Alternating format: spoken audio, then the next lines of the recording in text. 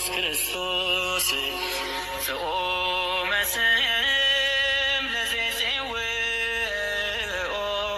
ኢየሱስ ክርስቶስ ህብስተ ሕይወት ለዘይበልዖ ኢየሱስ ክርስቶስ ጽዋ መድኃኒት ለዘይሰትዮ ከመ ይባርኩነ ይፈኑ አራው ለዘባይነ ይጽምዑ ወልተሁ ነሲኦ። ስብሐት ለእግዚአብሔር በሰማያት ለዘአብጽሐነ እስከ ዛቲ ሰዓት። አባታችን አምላካችን ስሙ ለዘላለም የተመሰገነ ይሁን። በቅድስናው ቀድሶ በበረከቱ ባርኮ ለዚች ቀን ያደረሰን አምላክ ስሙ ይክበር ይመስገን። መልካም ያደረጉ ብዙ ሴቶች አሉ፣ አንቺ ግን ከሁሉ ትበልጫለሽ።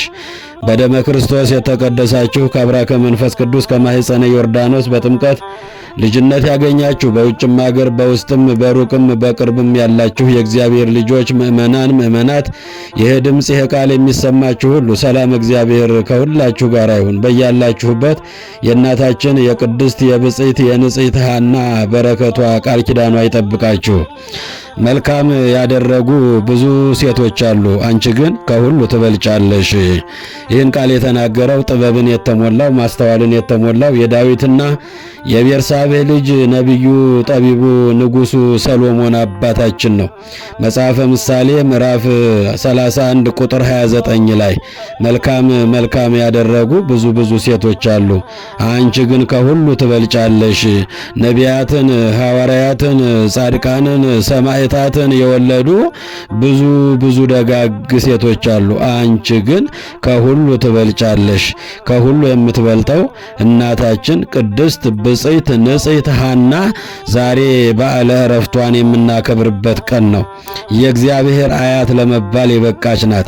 ነቢያትን የወለዱ እነ ሊቀ ነቢያት ሙሴን ባህር የከፈለውን ደመና የጋረደውን መና ያወረደውን ከአምላኩ ከእግዚአብሔር ጋር ከ570 ጊዜ በላይ የተነጋገረውን ምድረ እስራኤላውያንን ከግብፅ ባርነት ከፈርዖን ግዛት ባህር ከፍሎ ነፃ ያወጣውን ያሻገራቸውን ሊቀ ነቢያት ሙሴን የወለዱ እነ ዮካብድ የሚባሉ ብዙ ደጋግ ሴቶች አሉ። ነቢያትን የወለዱ ጻድቃንን የወለዱ፣ አንቺ ግን ከሁሉ ትበልጫለሽ። እናታችን ቅድስት ሐና ከሁሉ ትበልጣለች። ለምን? የእግዚአብሔር አያት የሰማይና የምድር ንግሥት የሆነችው የድንግል ማርያም እናት ስለሆነች ነው። እንግዲህ ቅድስት ሐና አያቶቿ ቅድመ አያቶቿ እንዲሁ ልጅ በማጣት ያዝኑ ነበረ፣ ይጸልዩ ነበረ፣ ወደ እግዚአብሔር ይማጸኑ ነበረ። ሀብቱ ንብረቱ ቢኖርም ልጅ ስለሌላቸው ብዙ ጊዜ በሐዘን ጊዜያቸውን የጨረሱ ነበሩ። ቅድመ አያቶቿ ቴክታና በጥሪቃ የሚባሉ ነበሩ። እነሱም በጾም በጸሎት ቢዘገይም የሚቀድመው የሌለውን ቅዱስ እግዚአብሔርን ደጅ ሲጸኑ ኖረው በመጨረሻ ሄኤሜን የምትባል ልጅን ወለዱ። ሄኤሜን ደርዲን ወለደች። ደርዲ ቶናህን ወለደች። ቶና ሲካርን ወለደች። ሲካር ሄርሜላ የምትባል እጅግ የከበረች የተወደደች ደግ ልጅን ወለደች። ሄርሜላ ማለት ከከበሩ ባለጸጎች ዘር የተገኘች ማለት ነው። ሄርሜላ ቅድስት አንድ ሄርሜላ እና ሄርሜላ አንድ ደግ ሰው ማጣት የሚባል ሰውን አግብታ በትዳር ሲኖሩ 3 ደጋግ ልጆችን ወለዱ። እየሰማችሁ ነው? 3 ደጋግ ልጆችን ወለዱ። መልካም ዛፍ መልካም ፍሬን ያፈራል። ጣፋጭ ዛፍ ጣፋጭ ፍሬን ያፈራል። መራራ ዛፍ መራራ ፍሬን ያፈራል። ሄርሜላ መልካም ናት። ማጣት መልካም ነው። እንደ እግዚአብሔር ፈቃድ የሚኖሩ ስለሆኑ 3 ደጋግ ቅዱሳት አንስት ልጆችን ወለዱ። የመጀመሪያ ልጃቸው ማርያም ትባላለች። ሁለተኛዋ ልጃቸው ሶፊያ ትባላለች። ሶስተኛዋ ልጃቸው ቅድስት ብጽዕት ሐና ትባላለች። ማርያም ሰሎሜን ትወልዳለች። እመቤታችን ድንግል ማርያም ልጇን አዝላ አገር ጥላ በተራራ በጫካ በፍርኩታ ደፋ ቀና በምትል ጊዜ አብራት ለ3 ዓመት ከ6 ወር በስደት እየደገፈቻት የኖረችው ሰሎሜን የወለደች የቅድስት ሐና እህት ናት። ማርያም ትባላለች። ሁለተኛዋ እህቷ ሶፊያ ትባላለች። ሶፊያ ደግሞ ቅድስት ኤልሳቤጥን የመጥምቀ መለኮት የዮሐንስን እናት የካህኑ የነቢዩ የዘካርያስን ባለቤት ቅድስት ኤልሳቤጥን ትወልዳለች ሶፊያ። ሦስተኛዋ ሐና ደግሞ የሰማይና የምድር ንግሥት የፈጣሪ ዓለማት የመድኃኔ ዓለምን እናት ድንግል ማርያም እግዝእትነ ማርያምን ትወልዳለች። ለዚህ ነው ጥበብ የተሞላው ሰሎሞን መልካም ያደረጉ ደጋጎችን የወለዱ ጻድቃንን የወለዱ ነቢያትን የወለዱ ሐዋርያትን የወለዱ ሰማዕታትን የወለዱ ብዙ ደጋግ ሴቶች አሉ፣ አንቺ ግን ከሁሉ ትበልጫለሽ። ለትምህርታችን ርዕስ የመረጥነው ለቅድስት ሐና ስለሚገባት ነው። ከሁሉም በልጣ ስለተገኘች ነው። ለምን? የእግዚአብሔር አያት የድንግል ማርያም እናት ስለሆነች ነው። እናታችን ቅድስት ሐና መስከረም 7 ቀን ነው የተወለደችው። እየሰማችሁ ነው? ከቃሉ ጋር ናችሁ? መስከረም 7 ቀን ነው የተወለደችው። ከሄርሜላና ከቅዱስ ማጣት ከሚባል ከሁለቱ ባልና ሚስት 3 ቅዱሳት አንስቶች ተወለዱ። ማርያም፣ ሶፊያ፣ ቅድስት ሐና። ቅድስት ሐና መስከረም 7 ቀን ተወለደች። መስከረም 7 ቀንም የተወለደችበት በዓሏ ታቦታቱ ታቦቷ ባለበት ቦታ ሁሉ ትነግሳለች፣ ትከብራለች። ቅድስት ሐና ለአቅመ ሔዋን ስትደርስ ኢያቄም ለሚባል ደግ ሰው በጥር 12 ቀን ተጋብተዋል። እየሰማችሁ ነው? ከቃሉ ጋር ናችሁ? መቼ አልኳችሁ? በጥር 12 ቀን ቅዱስ የሆነውን ጋብቻ ፈጽመዋል። የእግዚአብሔር ልጆች ምእመናን፣ ሐና ማለት የእግዚአብሔር ስጦታ ማለት ነው። በዕብራይስጡ ሐና ማለት የእግዚአብሔር ስጦታ። የቅድስት ሐናን ክብሯን ተናግሮ መጨረስ አይቻልም። ለእግዚአብሔር አያት ለመባል በቅታለችና ሄርሜላ ከክርስቶስ ልደት 90 ዓመት በፊት ማጣትን አግብታ 3 ደጋግ ሴቶች ልጆችን የወለደች ናት። ቅድም ያልኳችሁን ማርያምን፣ ሶፊያን፣ ቅድስት ሐናን። እነሱም ልጆቻቸውን በሥርዓት እያስተማሩ አሳድገዋል። ሁሉም የተቀደሱ ናቸው። ልጆቻቸውም የተቀደሱ ናቸው። መልካም ዛፍ መልካም ፍሬን ስለሚያፈራ፣ ጣፋጭ ዛፍ ጣፋጭ ፍሬን ስለሚሰጥ፣ መራራ ዛፍ መራራ ፍሬን ስለሚሰጥ ቅድስት ሄርሜላ፣ ቅዱስ ማጣት 3 ቅዱሳት ልጆችን ወልደውልናል። የእግዚአብሔር ልጆች ምእመናን፣ እነሱም ልጆቻቸውን በሥርዓት እያስተማሩ አሳድገዋል። ሐናም ለአቅመ ሔዋን ለቅዱስ በደረሰች ጊዜ ለቅዱስ ኢያቄም አጋቧት። ኢያቄም ማለት የቅድስት ሐና ባለቤት የድንግል ማርያም አባት። ኢያቄም ማለት ምጽዋትን የሚወድ ብቻውን የማይበላ ክፉ ካንደበቱ የማይወጣ በ3 ነገር ይታወቃል። ኢያቄም ምጽዋት የሚወድ ዘወትር ለድሆች የሚያበላ ብቻውን የማይበላ ክፉ ነገር ካንደበቱ የማይወጣ በደግነቱ የታወቀ ሰው ነው። በዘመድ የከበሩ በጠባያቸው የተመሰገኑ ሁለቱ ባልና ሚስቶች ኢያቄምና ቅድስት ሐና በሕይወት ዘመናቸው እግዚአብሔር የሚወደውን እየሰሩ እንደ አባቶቻቸው እንደ አብርሃምና እንደ ሳራ በደግነት ተሞልተው በቅድስና ተሞልተው ይኖሩ ነበር። የአብርሃምና የሳራ ፈተና እነሱም ጋር መጣ። አንድ ፈተና ገጠማቸው፣ ልጅ አለመውለድ። የእግዚአብሔር ልጆች እግዚአብሔር የሚወደውን ስለሚፈትን ነው። በዮሐንስ ራእይ ምዕራፍ 3 ቁጥር 17 ላይ የምወዳቸውን እገስጻቸዋለሁ የምወዳቸውን እቀጣቸዋለሁ ይላል። የፍቅር መግለጫ የሆነውን ልጅ የሚባለውን ነገር አጥተው ለብዙ ዘመናት ደጅ ሲጸኑ ተስፋ ሳይቆርጡ እንደ አብርሃምና እንደ ሳራ እየኖሩ ናቸው። ኢያቄምና ሐና ልጅ አለመውለድ ፈተና ገጥሟቸው ነበረ። ያን ጊዜም ያሽሟጥጧቸው፣ ይሰድቧቸው፣ ያሟቸው ነበር። እነሱ ግን ዕለት ወደ ቤተ መቅደስ እየሄዱ ልጅ እንዲሰጣቸው እግዚአብሔርን ይለምኑት ነበረ። በተለይም እናታችን ቅድስት ሐና በቀን 2ና 3 በቤተ ምኩራብ ትገኝ ነበረ። እንባዋን እያፈሰሰች ደረቷን እየደቆሰች ጸሎቷን እያደረሰች ትመለስ ነበረ። በቤተ መቅደሱ መገፋት አለ። በመንገድ ላይ ሽሙጥ አለ፣ ሐሜት አለ። የእግዚአብሔር ልጆች ምእመናን፣ እሷ ግን ለመስዋዕት የማይሆነውን ምግብ ከመብላት ትከለከል ነበረ። ዕለት ዕለት ስግደትንም ታበዛ ነበረ። ከማኅፀኗ የተባረከ ፍሬ እንዲሰጣት እግዚአብሔርን ዘወትር ትለምነው ነበረ። ለምኑ ይሰጣችኋል፣ ፈልጉ ታገኛላችሁ፣ አንኳኩ ይከፈትላችኋል። ማቴዎስ ወንጌል ምዕራፍ 7 ቁጥር 7 ላይ ለስም አጠራሩ ክብር ይግባውና ለምኑ ይሰጣችኋል፣ ፈልጉ ታገኛላችሁ፣ አንኳኩ ይከፈትላችኋል። ኢያቄምና ሐና ሳይሰለቹ ተስፋ ሳይቆርጡ ዕለት ዕለት ወደ መቅደስ እየሄዱ ፈጣሪያቸውን ይለምኑት ነበረ። ያላቸውን ሁሉ ከድሃ ጋር ይመገቡ ነበረ። ብቻቸውን አይበሉም ነበረ። የአብርሃምና የሳራን ሕይወት የሚኖሩ ነበሩ። የሚበሉት ከዚያም ሽሙጡ ሐሜቱ እየበዛ መጣ። በመንገድ ላይ ሽሙጥ አለ፣ ሐሜት አለ። በተለይ ቅድስት ሐናን ይህች ቢወልዷት እንጂ የማትወልድ የበቅሎ ዘመድ ይሏት ነበር። ላቲ ስብሐት ምስጋና ይግባት እናታችን ቅድስት ሐና የዓለምን መድኃኒት ልትሰጠን እሷ በደጅ ጽናቷ ተስፋ ሳትቆርጥ ኖረች። እግዚአብሔር ልጆች ስድቡንም ሽሙጡንም ታገሰች። አዎ ሽሙጥ አለ፣ ሐሜት አለ፣ ስድብ አለ፣ አሽሙር አለ። ዛሬም እኮ አሉ የሰውን አንገት የሚያስደፉ የሰውን ልብ የሚሰብሩ ብዙ ወገኖቻችን አሉ። ሽሙጡ ሐሜቱ እየበዛባት ሲመጣ ይህች ቅድስት ሐና ቢወልዷት እንጂ የማትወልድ የበቅሎ ዘመድ እያሏት ያሽሟጥጧት ነበረ። ላቲ ስብሐት ለእሷ ምስጋና ይግባት። እየሰደቡ ይሳለቁባት፣ ይጠቃቀሱባት ነበር። እሷ ግን ዕለት ዕለት ወደ ቤተ መቅደስ እየሄደች ከማልቀስ በስተቀር ክፉ ቃል አትናገርም ነበረ። ኢይጻ አብይ ነገር ማአፉክሙ ከአንደበታችሁ ክፉ ቃል አይውጣ ይላል የእግዚአብሔር ቃል። ከአንደበቷ ክፉ ቃል አይወጣም ነበር። ሰድበውኛል ልስደባቸው፣ ተናግረውኛል ልናገራቸው፣ አምተውኛል ልማቸው አትልም ነበር። ንግግሯ ውይይቷ ከአምላኳ ከእግዚአብሔር ጋር ነበረ። መልካም ያደረጉ ብዙ ሴቶች አሉ፣ አንቺ ግን ከሁሉ ትበልጫለሽ የተባለች ናት። አያችሁ ጥበበኛው ሰሎሞን በመጽሐፈ ምሳሌ 31:29 ላይ ከሁሉ ትበልጣለች ቅድስት ሐና።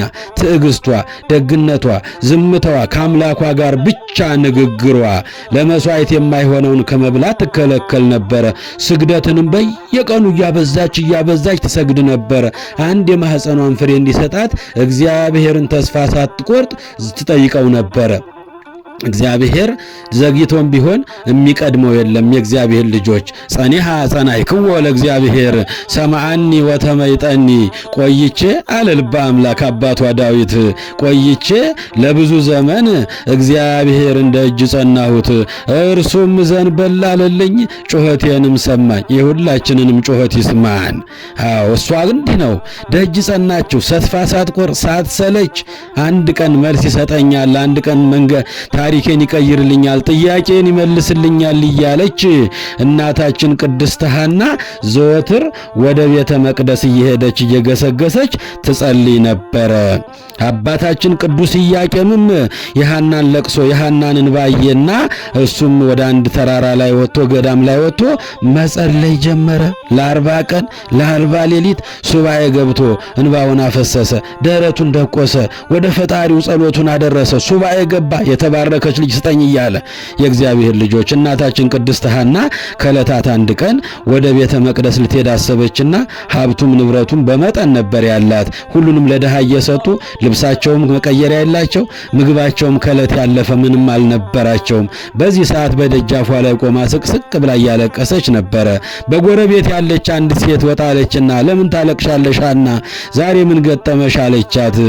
ወደ ቤተ ምኩራብ ሄጄ ጸሎቴን ላደርስ አስቤ ነበረ።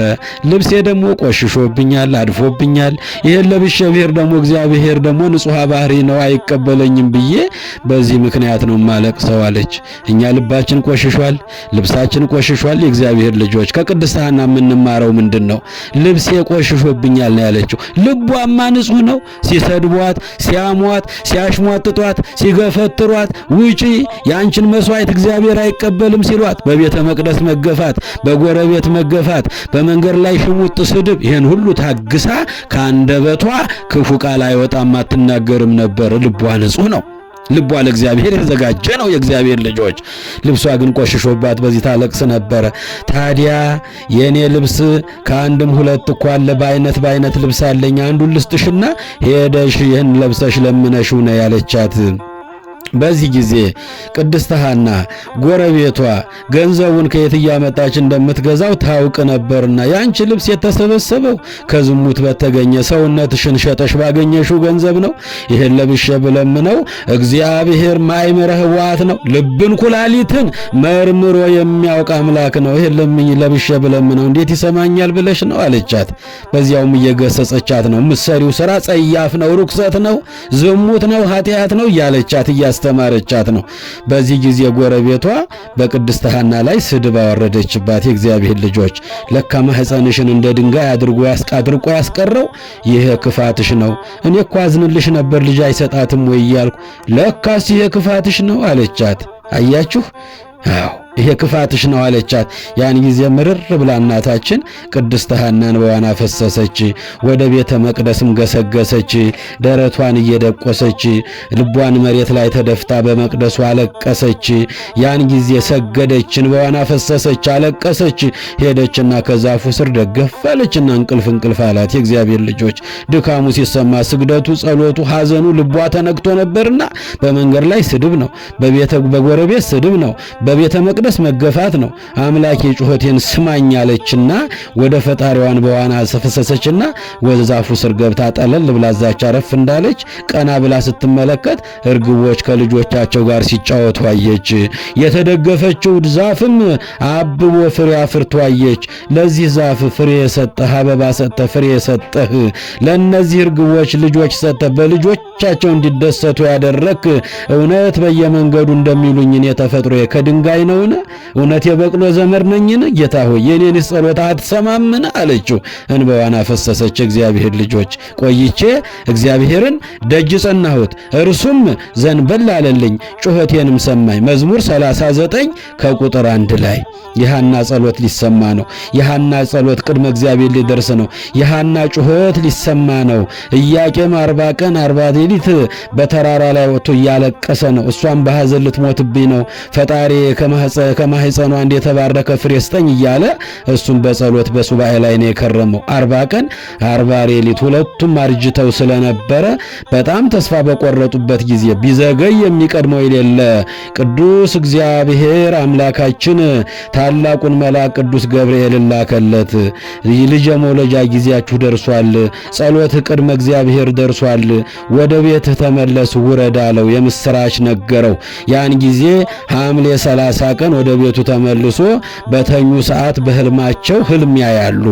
እናታችን ቅድስት ሐና የቅዱስ ኢያቄም መቋሚያ አብባ አፍርታ ፍሬዋን ፍጥረት ሁሉ ሲመገበው ተመለከተች። ክብርና ምስጋና ለአምላካችን ይሁን። እሱም ተኝቶ ሳለ በህልሙ ከሰማየ ሰማያትን ሰንጥቃ ነጭ ርግብ ከሰማይ ስትወርድ በሐና ራሷ ላይ ስታርፍ በጆሮዋ ስትገባ በማህፀኗ ስታድር ተመለከተ። ሲነጋ ህልማቸውን መነጋገር ጀመሩ። ዛሬ እኮ ህልም አየሁ አለችው። ምን አየሽ አላት። መቋሚያ አብባ አፍርታ ፍጥረት ሁሉ ከሷ ላይ ፍሬዋን እየቀጠፈ ሲመገብ አየሁት አለች። አቤት ደስ ማለቱ የእግዚአብሔር ልጆች! ፍሬዋን ፍጥረት ሁሉ ሲመገበው አየሁ። መቋሚያህ አብባ አፍርታ ፍሬዋን ሰው ፍጥረት ሁሉ ሲመገባት አየሁ አለችው። እኔም እኮ ዛሬ ህልም አየሁ አላት። ሰማየ ሰማያትን ሰንጥቃ ነጭ ርግብ ከሰማይ ስትወርድ ራስሽ ላይ ስታርፍ በጆሮሽ ገብታ በማህፀንሽ ስታድር አየሁ አላት። እስቲ ሱባኤ እንግባ። እግዚአብሔር ልመናችንን ሰምቶ ጥያቄያችንን ሊመልስልን ይሆናል። ሐዘናችን ወደ ደስታ ሊቀየር ይሆናል አሉና ሁለቱም ለ7 ቀን ከእህል ከውሃ ተቆጥበው መሬት ላይ የተኙ እንባቸውን እያፈሰሱ እየሰገዱ እየወደቁ እየተነሱ ለ7 ቀን ሰነበቱ። ከሐምሌ 30 እስከ ነሐሴ 6 7 ቀን ድረስ ድረስ የእግዚአብሔር ልጆች በሰባተኛው ቀን የእግዚአብሔር መልአክ ታላቁ መልአክ ቅዱስ ገብርኤል ክንፉን እያማታ የምስራች ነጋሪው ደስ ይበላችሁ፣ ዛሬ ለፍጥረት ሁሉ መድኃኒት የምትሆን ሰውና እግዚአብሔርን ሰማይና ምድርን የምታስታርቅ ልጅ ከናንተ ትጸነሳለች አላቸው። በዚሁ መጠን ነሐሴ 7 ቀን እግዝእትነ ማርያም የሰማይና የምድር ንግሥት የመድኃኔ ዓለም እናት ድንግል ማርያምን ጸነሰቻት። የእግዚአብሔር ልጆች ጥያቄዋ ተመለሰላት። አዎ ጥያቄዋን እግዚአብሔር መለሰላት። እግዚአብሔር የጻድቃንን ጸሎት ይሰማል። እግዚአብሔር ከኃጢአተኛና ከበደለኞች ይርቃል። መጽሐፈ ምሳሌ ምዕራፍ 15 ቁጥር 29 ላይ የእግዚአብሔር ልጆች የጻድቃንን ጸሎት እግዚአብሔር ይሰማል፣ ከኃጢአተኞች ከበደለኞች ፈጽሞ ይርቃል። እናታችን ቅድስት ሐና ስትለምነው ንጹሕ ሆና ልቧንም ልብሷንም ንጹሕ አድርጋ አንደበቷንም ከክፉ ነገር ከልክላ ነው። ሲሰድቧት፣ ሲያሽሟጥጧት፣ ሲያንጓጥጧት፣ ሲገፏት አንዲትም ቃል አትናገርም ነበር። ባለቤቷም በደግነት በምጽዋት የተሞላ ከአንደበቱ ክፉ ቃል የማይወጣ ኢያቄም ማለት ይሄ ነው። የእግዚአብሔር ልጆች ነሐሴ 7 ቀን እናታችን ቅድስት ሐና የሰማይና የምድር ንግሥት እመቤታችን እግዝእትነ ማርያምን ጸነሰቻት። በተጸነሰች ጊዜም እመቤታችን በቅድስት ሐና ማኅፀን ባደረች ጊዜ ብዙ ድንቅ ተአምራት ተደረጉ። የእግዚአብሔር ልጆች ምእመናን ብዙ ተአምራት ተደርጓል። የመጀመሪያው ተአምራት አንድ አይና የነበረች በርሴባ የምትባል ለቅድስት ሐና አክስቷ የነበረች የቅድስት ሐናን መጽነስ ሰማችና በቤተሰብ ልማድ በዚህ ዕድሜዋ እውነት ሐና ጸነሰች፣ እስቲ ሄጄ ልረዳው ብላ ከቤቷ ተነስታ ወደ ቅድስት ሐና መጣች። ሐና በሰፈሩ በጎረቤቱ በመንደሩ በሀገሩ የሚወራው ነገር እውነት ነውን? እውነት ማኅፀንሽ ተቋጠረን? እውነት ልጅ ጸነሽን አለቻት። እግዚአብሔር ያውቃል አለቻት። እስኪ ማኅፀንሽን ልዳሰው ብላ እጇን አስገብታ ቤተሰብ ናትና አክስት ናትና ማኅፀኗን ዳሰስ አድርጋ የጠፋው አንድ አይኗ እንዳበስ ስታረገው አይኗ ብሎ በራላት። ክብርና ምስጋና ለመድኃኔ ዓለም ይሁን። አያችሁ በቅድስት ሐና ማኅፀን መድኃኒት ተቀመመ። መድኃኒት የሆነች እመቤታችን ገና በማኅፀን ሳለች ዕውር ማብራት ጀመረች። በርሴባን ምክንያት በማድረግ አይነ ስውሮቹ፣ ጎባጣዎቹ፣ ለምጽ ያለባቸው፣ የተለያየ ሕመም ያለባቸው ተሰልፈው ወደ ቅድስት ሐና ቤት ዕለት ይመጡ ነበረ።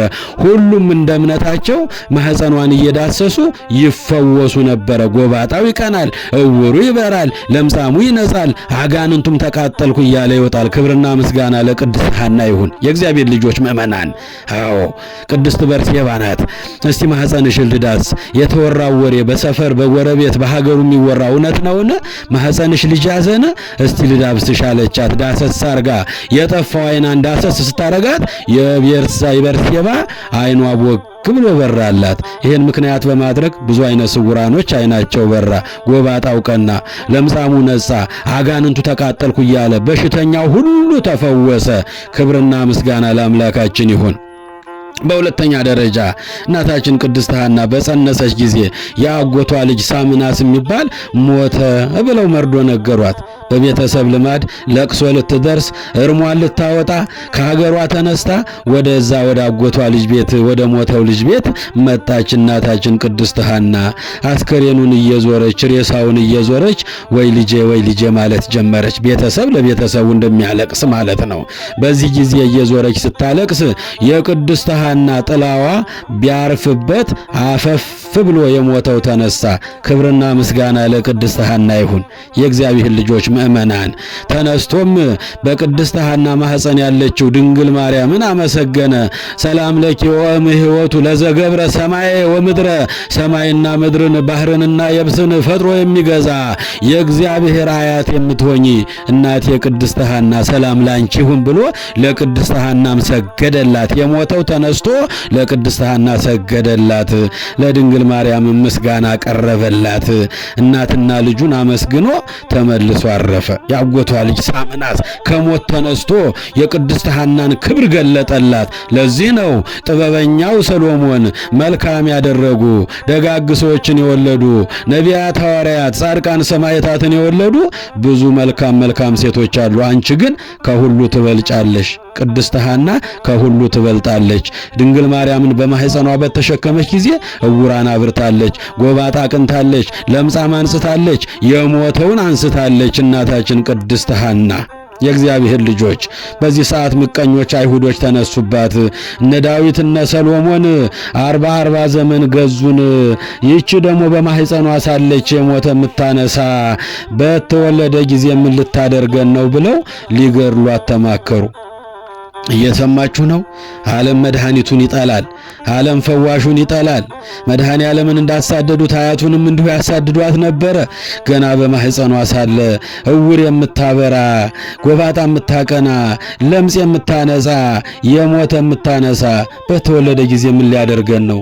አያቶቿ ቅድመ አያቶቿ እነ ዳዊት እነ ሰሎሞን 40 ዘመን ገዙን፣ ይችንማ ቀጥቅጠን በድንጋይ ወግረን መግደል አለብን አሉ። አይሁዶች ልበጨካኞች መድኃኒታቸውን ሊያሳድዷት ነው። የእግዚአብሔር ልጆች ምእመናን ይህንን በሰሙ ጊዜ የእግዚአብሔር መልአክ ታላቁ መልአክ ቅዱስ ገብርኤል በመንፈቀ ሌሊት ተነስቶ ወደ ኢያቄም መጥቶ በሊዝሃት ወደ ሊባኖስ ተራራ ውጣ፣ ሊገድሏት አይሁዶች በምቀኝነት ተነስተውባታል፣ ሊገድሏት ተማክረው ጨርሰዋልና አሁን ሊገድሏት ሌሊት ይመጣሉና በል በመንፈቀ ሌሊት ይዘሃት ውጣ አለው። የእግዚአብሔር መልአክ ቅዱስ ገብርኤል እየመራቸው ወስዶ በሊባኖስ ተራራ ላይ ያስቀመጣቸው የተነገረው ትንቢት ይፈጸም ዘንድ ትንቢት ቅዱሱ ጠቢቡ ሰሎሞን ተናግሮ ነበረ። ትወጽእ መርዓት እምሊባኖስ፣ ከሊባኖስ ሙሽራዋ ትወጣለች ብሎ ቅዱሱ ጠቢቡ ሰሎሞን ተናግሮ የተነገረው ትንቢት ይፈጸም ዘንድ አዎ እምሊባኖስ ትወጽእ መርዓት፣ ሙሽራዋ ከሊባኖስ ተራራ ላይ ትወጣለች። እመቤታችን የእግዝእትነ ማርያም በሊባኖስ ተራራ በጫካ ውስጥ ተወለደች። እግዚአብሔር ልጆች በስደት ምክንያት አይሁዶች ቅድስት ሐናን በድንጋይ ወግረው ቀጥቅጠው ሊገድሏት በተማከሩ ጊዜ ያ የምስራች ነጋሪ ያ ፈጥኖ ደራሽ መልአክ ቅዱስ ገብርኤል እየመራ ወስዶ ሊባኖስ ተራራ ላይ ያደረሳቸው። በዚያ ላይም ሰማይና ምድርን ሰውና እግዚአብሔርን የምታስታርቀው ፍጥረት ሁሉ ሲጠብቃት የነበረችው ለፍጥረት ሁሉ ተስፋ የሆነችው አንቲ ውእቱ ተስፋሁ ለአዳም ለአዳም በገነት በተሰደደ ጊዜ ተስፋ ሆና መድኃኒት ሆና የተሰጠችው እግዝእትነ ማርያም በተራራው ላይ ተወለደች። የተነገረው ትንቢት ይፈጸም ዘንድ እምሊባኖስ ትወጽእ መርዓት፣ ሙሽራዋ ከሊባኖስ ተራራ ትወጣለች የተባለችው እመቤታችን ተወለደች። ስሟንም ማርያም አሏት። ማርያም አሏት። የእግዚአብሔር ልጆች ምእመናን አዎ 3 ዓመት ሙሉ ከእናቷ ከአባቷ ጋር ተቀመጠች። እንዲያውም እናታችን ቅድስት ሐና ልጇን ከክንዷ ላይ አታወርዳትም ነበረ። እየሰማችሁ ነው። ከመውደዷ የተነሳ ከመሳሳቷ የተነሳ ከክንዷ ላይ ታቅፋት ትውላለች፣ ታቅፋት ታድራለች። እንዲህ እያለች ነበር የምትኖረው። የእግዚአብሔር ልጆች አዎ በዚህ ምክንያት የዓለም ውድ ስጦታ የሆነችውን እግዝእትነ ማርያምን ከክንዷ ላይ አታወርዳትም ነበረ። ከዕለታት አንድ ቀን ይላል እመቤታችን ቅድስት ሐና ልጇን መሬት ላይ አስቀምጣ ወደ ጓዳ ቃል ታስገባ ወደ ውጭ ወጣ ገባ ስትል የእግዚአብሔር መልአክ ሰወረባት ይላሉ አባቶቻችን። ሰውሮባት ዋይ ልጄን ብላ አልቅሳ ያን ጊዜ መልሶ አምጥቶ አስታቀፋት። 3 ዓመት ሙሉ ቀንና ሌሊት በክንዷ ታቅፋ አሳደገቻት። ያን ለእግዚአብሔር የተሳለችውን ስለት ትዝ አላትና ከባለቤቷ ከቅዱስ ኢያቄም ጋር ተመካከሩ። አዎ የእግዚአብሔር ልጆች ምእመናን የዓለም ውድ ስጦታን እመቤታችንን እግዝእትነ ማርያምን 3 ዓመት ሙሉ ጡት እያጠቡ አሳድገው ከዚህ በኋላ ለእግዚአብሔር ተስለናታል እኮ የሰጠ ቢነሳ የለበት ወቀሳ ለእግዚአብሔር መልሰን ማስረከብ አለብን አሉ። ሁለቱ ባልና ሚስቶች እንደ አንድ ቃል ተናጋሪ እንደ አንድ ልብ መካሪ ሆነው የዓለም ውድ ዷን ስጦታ ሰውን ከእግዚአብሔር ጋር ያስታረቀችውን ሰማይና ምድር ያገናኘችውን እመቤታችን እግዝእትነ ማርያምን እነሱም ሳይሰስቱ በ3 ዓመቷ ለእግዚአብሔር አስረከቡ። ለካህኑ ለዘካርያስ ተቀበለን፣ ይቺ የእግዚአብሔር ስጦታ ናት፣ መልሰን ልንሰጠው ቃል ገብተናል አሉ። ወስደው ለቤተ መቅደስ አስረከቧት። የእግዚአብሔር ልጆች ከዚያን ጊዜ ጀምሮ ለ5 ዓመታት ያህል እናታችን ቅድስት ሐና እየመጣች በሩቁ እያየቻት ትሄድ ነበረ። ለ5 ዓመታት ቤተ መቅደስ እየመጣች እያየቻት ትሄድ ነበረ። 8 ዓመት ሲሞላት የእግዚአብሔር ጥሪ ከሰማይ መጣ። ከክርስቶስ ልደት 8 ዓመት በፊት ቀደም ብላ በዚህች ቀን እናታችን እመቤታችን ብጽዕት ቅድስት ሐና ከዚህ ከሚያልፈው ወደማያልፈው ከጊዜያዊው ወደ ዘላለማዊው ከምድራዊው ወደ ሰማያዊው ዓለም የተሸጋገረችበት ቀን ነው። የእግዚአብሔር ልጆች ምእመናን ከዚህ በኋላ እናታችን ቅድስት ሐና የማረፊያዋ ጊዜ ደረሰ። ያን ጊዜ ቀስተ ደመና ከምድር እስከ ሰማይ ተተከለ። ጌታም ተገልጾ አዩት የእግዚአብሔር ልጆች። ድንግል ማርያምንም ከቤተ መቅደስ በደመና ጭኖ አምጥቶ እናቷን እንድታስቀብር አድርጓታል። እመቤታችን ቅድስት ሐና ባረፈች ጊዜ ቀስተ ደመና ከምድር እስከ ሰማይ ተተክሎ ታይቷል። ጌታም በደመና ላይ ተገልጾ ለሁሉ ታይቷቸው ነበረ። እናታችን ማርያምንም ከቤተ መቅደስ በደመና ጭኖ አምጥቶ እናቷን እንድታስቀብር አድርጓታል። ከዚያ በኋላ እመቤታችን እና አባትየውም ቅዱስ ኢያቄምም ብዙ ሳይቆይ ነው ተከታትለው ያረፉት። የእመቤታችን እንግዲህ ያደገችው በቤተ መቅደስ ነው። ከእግዚአብሔር ተቀበሏት፣ መልሰው ለእግዚአብሔር ሳይሰስቱ ሰጧት። የእግዚአብሔር ልጆች አዎ ለእግዚአብሔር ስለተስለው ስለነበረ እንግዲህ እናታችን ቅድስት ሐና የዓለም ውድ ስጦታ የሆነችውን እመቤታችንን ወልዳ የሰጠችን ከክርስቶስ ልደት 90 ዓመት በፊት ቀደም ብላ የነበረች እንግዲህ እድሜዋንም ገፋ ብሎ ስለነበረ እመቤታችንንም ስትወልድ እድሜዋ ገፋ ብሎ ስለነበረ ሁለቱም እናትና አባቷ ተከታትለው ነው ያረፉት። ህዳር 11 ቀን የእናታችን የብጽዕት የቅድስት የሐና በዓለ ዕረፍቷ ነው። እናቷን ማክበር ይገባል። እናቷን መውደድ ይገባል። መልካም ያደረጉ ብዙ ሴቶች አሉ፣ አንቺ ግን ከሁሉ ትበልጫለሽ። ጥበበኛው ሰሎሞን አያችሁ፣ ነቢያትን የወለዱ ብዙ ደጋግ ሴቶች፣ ሐዋርያትን የወለዱ ብዙ ደጋግ ሴቶች፣ ጻድቃን ሰማዕታትን እነ ጊዮርጊስን እነ እስጢፋኖስን የወለዱ ቅዱሳን ሐዋርያትን እነ ተክለ ሃይማኖት እነ ገብረ መንፈስ ቅዱስን የወለዱ እነ አቅሌስያ እነ እግዚአርያ ብዙ ደጋግ ሴቶች አሉ። እግዝእትነ ማርያምን የወለደች ሐና ግን ከሁሉ ትበልጣለች። የእግዚአብሔር አያት ናት። የድንግል ማርያም እናት ናት። መልካም ያደረጉ ብዙ ሴቶች አሉ፣ አንቺ ግን ከሁሉ ትበልጫለሽ። የቅድስት ሐና በረከቷ፣ ምልጃዋ፣ ቃል ኪዳኗ ሁላችንንም ይጠብቀን። የእግዚአብሔር ልጆች ምእመናን እንግዲህ ቅድስት ሐና እናታችን በመስከረም 7 ቀን የተወለደችበት በጥር 12 ቀን ጋብቻ የፈጸመችበት ነው። እንግዲህ እናታችን ቅድስት ሐና ባረፈች ጊዜ ከሌሎች ንዋየ ቅድሳት ጋር የቅድስት ሐና ጸጉር በሀገራችን ተመጥቶ በግሸን አምባ ላይ ይገኛል። በረከቷ ቃል ኪዳኗ ሁላችንንም ይጠብቀን። በሀገራችን 77 ቤተ ክርስቲያኖች አሏት። የእግዚአብሔር ልጆች በስሟ የታነጹ በቅድስት ሐና ስም በሀገራችን 77 እና ከዚያ በላይ የሚሆኑ አብያተ ክርስቲያናት አሉ። በዛሬው ቀን እናታችን ቅድስት ሐና በሁሉም ሀገራችን ምድር ላይ ተከብራ የምትውልበት ቀን ነው። ቃል ኪዳኗ፣ አማላጅነቷ፣ በረከቷ ይጠብቀን። ያስተማረን፣ የመከረን፣ የገሰጸን የቅዱሳን አምላክ ስሙ ይክበር ይመስገን። ይቆየ ኢየሱስ ክርስቶስ ጽኦመ ስም ለዘይጼውኦ ኢየሱስ ክርስቶስ ብስተ ሕይወት ለዘይበልኦ ኢየሱስ ክርስቶስ ጽዋ መድኃኒት ለዘይሰትዮ ከመ ይባርኩነ ይፈኑ አዳኦ ለጸባኢነ ይጽብኦ ወልተሁ ነሲኦ